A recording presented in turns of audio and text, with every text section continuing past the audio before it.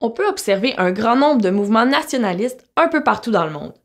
Voici quelques exemples de nationalisme.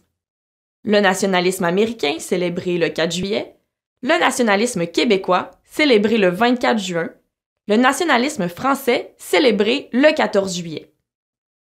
Mais c'est quoi au juste le nationalisme? Dans le mot nationalisme, il y a le mot nation.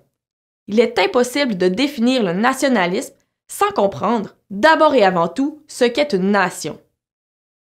On peut définir une nation comme étant une population qui vit sur un territoire spécifique et qui peut être dirigée par un État.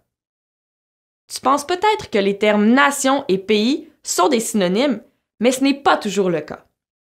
Par exemple, les États-Unis, la France et le Japon sont des nations qui sont aussi des pays.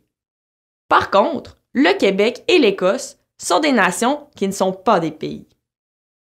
On peut aussi définir le concept de nation comme étant un groupe d'individus qui partagent plusieurs points communs. Par exemple, ces individus peuvent partager leur culture, leur territoire, leur langue, leur religion, leur histoire ou leur tradition.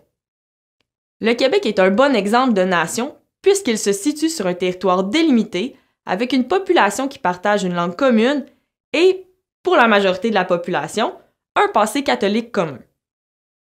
Maintenant que le concept de nation est plus clair, on peut parler de ce qu'est le nationalisme. Le nationalisme est une idéologie qui met de l'avant l'appartenance et la fierté que des gens ont envers une nation. Il arrive souvent que le nationalisme se développe en réaction à une menace, comme celle de voir sa langue disparaître. Le nationalisme peut poursuivre différents objectifs, comme valoriser les éléments culturels de la nation. Par exemple, au Québec, les radios francophones doivent diffuser un nombre minimum de contenus francophones. Influencer les décideurs politiques pour qu'ils défendent les intérêts de la nation, comme la protection de la langue. Par exemple, en Espagne, des Catalans se sont assurés que leur langue soit protégée par la Constitution du pays. Obtenir la souveraineté de la nation. Par exemple, l'Écosse a tenu un référendum sur l'indépendance en 2014 dans le but de se séparer du Royaume-Uni. Tu vois, ça peut prendre différentes formes, le nationalisme.